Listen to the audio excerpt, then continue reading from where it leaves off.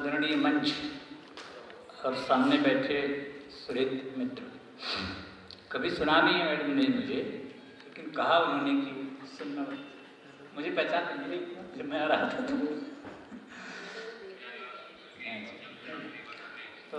मित्रों, जब मुझे ये मिला देश की स्वतंत्रता के बाद के उपन्यासों पर लिखना है, गांव बहुत प्रिय है, तो मुझे लगा कि गांव पर ही लिखूं और पूरे 50 साल के उपन्यासों पर, लेकिन वो कुछ हुआ नहीं। तो मैंने शॉर्टकट अपनाया और ले लिया कि गांव की ओर चलो से शहर की ओर प्रयाण। एक थीम है जो 20 साल के उपन्यासों 50 से लेके 68-69 तक के बीच को, उसी को मैंने ले लिया और किताब में छपाई है। समय बहुत कम है तो मैं सोच रहा हूँ कि उस पर भी पूरी बात नहीं करूँगा, थोड़ी थोड़ी सी टुकड़े में कर दूँगा। बस बात ये याद आई कि जब गांव पर लिखने लगा तो ये पहली बार मुझे ध्यान में आया कि जो हमारे कथा सम्राट हैं हिंदी में, उनका क्षेत्र गांव है, तो गांव पर ही लिख कथा सम्राट हुआ जा सकता है।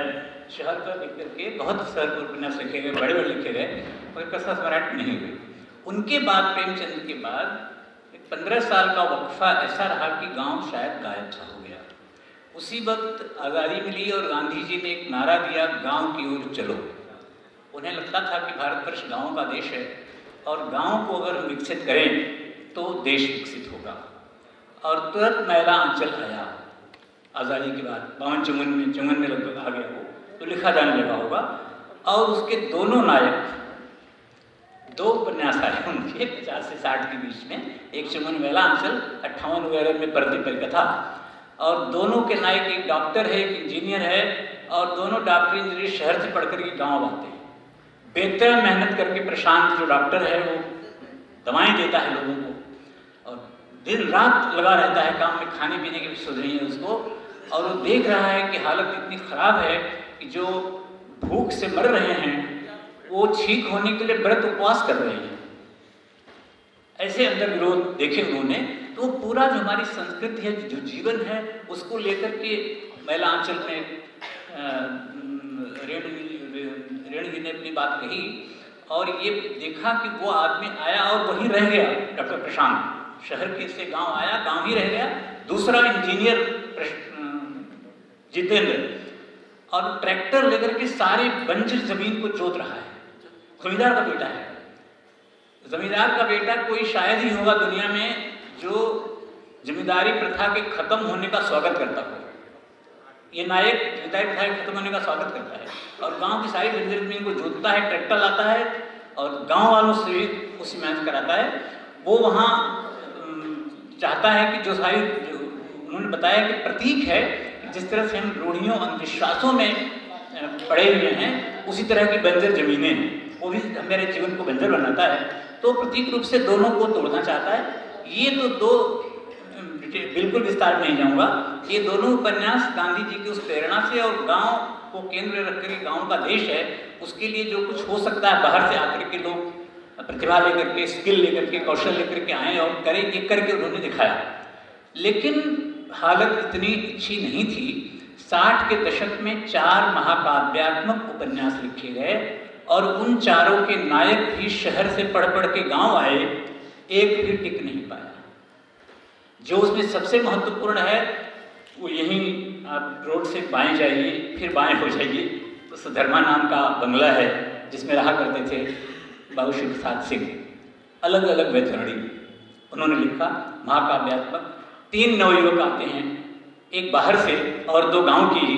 उसमें भी एक डॉक्टर है, देवनाथ पंडित जी हैं वो, और विपिन आते हैं जो ठाकुर हैं, पढ़ करके हिस्ट्री में एमए करके आते हैं, और एक शशिकांत बाहर से आता है, प्राइमरी मास्टर। मैं डिटेल में नहीं जाऊंगा, सिर्फ एक निष्कर्ष बता देता हूँ, लेकिन उसमें आप देख लेंगे, उपन्यास आपने पढ़ा होगा कि तीनों में से कोई भी टिक नहीं पाता। शशिकांत को तुरंत जवाहर मास्टर ऐसी पॉलिटिक्स में, ऐसे राजनीति में गिरफ्तार करवा देते हैं, मुब्तला करवाते, गिरफ्तार नहीं को भाग खड़ा होता है। देवनाथ की स्थिति वो नहीं थी जो प्रशांत की थी। प्रशांत सरकारी डॉक्टर था और ये अपनी डिस्पेंसरी खोले हुए था पिताजी के घर में। पिताजी चाहते थे कि खूब सारा पैसा कमाए, डॉक्टर बेटा है, इतना पैसा लगा के हमने पढ़ाया है तो, और वो सेवा करना चाहता था। अगर किसी ने लौकी दे दी तो उनका इलाज कर दिया, कुछ नहीं दिया तो भी इलाज कर दिया। इतना त्रस्त किया बाप ने कि बेटा चला गया गाजीपुर में, वहाँ जाके डिस्पेंसरी खोल ली। और विपिन बहुत सारे कामों में मुब्तला हुआ, किया कुछ नहीं। ये भी कहा जाता है कि तीनों बुद्धिजीवी नपुंसक टाइप के थे। जिस तरह से बुद्धिजीवी नपुंसक होते हैं, बुद्धिजीवी बहुत कायर होते हैं, भगोड़े होते हैं, ये कहावतें साठ के दशक में खूब कही जाती थी। ये तीनों उस तरह से सिद्ध होते हैं और तीनों चले जाते हैं। तो इस 20 साल के वक्फे का निष्कर्ष ये निकलता है कि गांव इतने खराब हो गए हैं, आज़ादी के बाद इतने खराब होते गए हैं कि सुधार की कामना से भी अगर लोग आए, पढ़े लिखे लोग, तो वहाँ रह नहीं सकते। ये हमारा निष्कर्ष है। इतना ही बोल के मैं बैठ सकता था, लेकिन एक दो बातें मैं और बताऊंगा थोड़ा सा डिटेल में कि बहुत ज़हीन घटना है वो आज जो हो रही है स्मगलिंग, आज जो भ्रष्टाचार हो रहा है, जिसके खिलाफ सारी बातें हो रही हैं, वो आज़ादी मिलने के तुरंत बाद रेणु जी ने देख ली थी कि कैसे स्मगलिंग का माल नेपाल जा रहा है।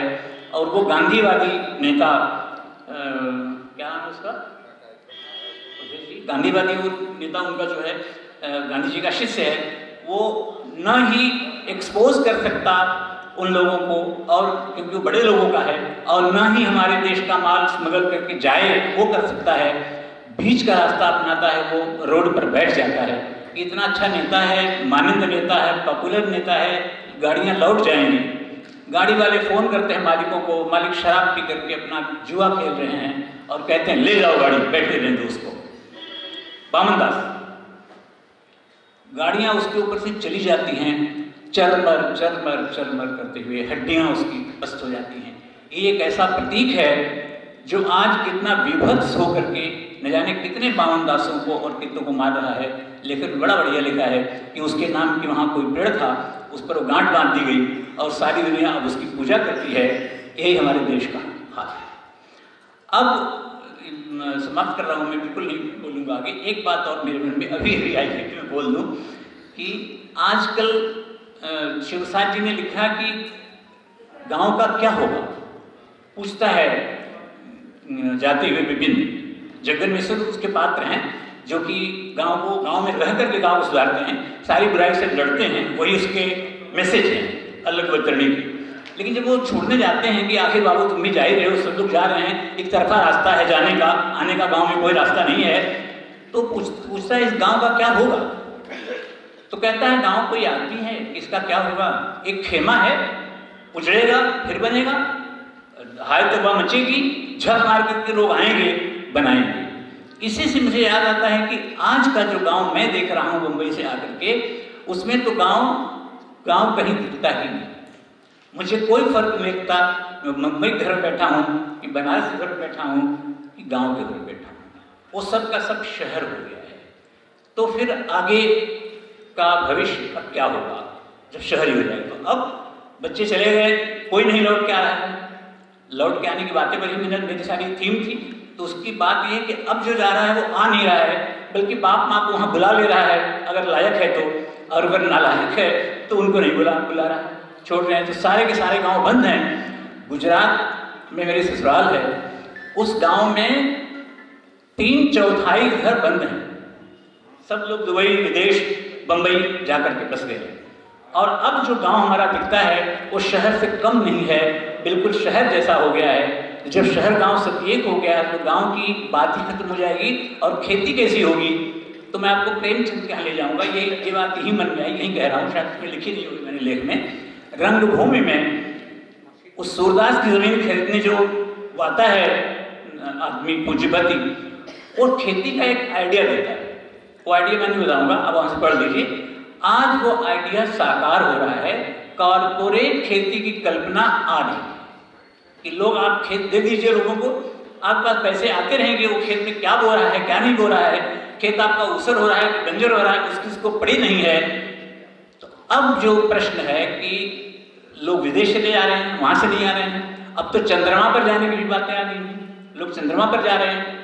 तब गाँव का क्या होगा, जो विपिन ने जगन से पूछा था और जगन ने कहा था कि खेमा उजड़ेगा फिर बसाएंगे, अब कैसा गाँव में बसाएंगे।